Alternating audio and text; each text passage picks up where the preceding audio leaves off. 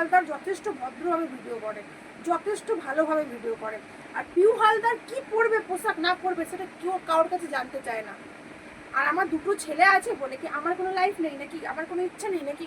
আমি বুঝবো সেটা, যে আমি কীভাবে ভিডিও করব, আমি কি পরে ভিডিও করব।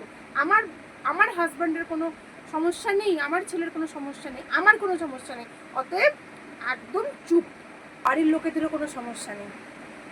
একটা মেয়ে শর্টস পরা মানে এই নয় যে সেই মেয়েটা খারাপ। বুঝতে পারলে? নিজেদের এই জায়গাটাকে না একটু পরিষ্কার করো, একটু কাজ করো। তোমাদের কাজ করছো না, তোমরা ফাঁকা সময় পাচ্ছ, ওই জন্য অন্যের নিয়ে সমালোচনা করছো। একটু এক্সারসাইজ করো, মেদ বেড়ে গেছে অনেক, একটু এগুলো কমাও।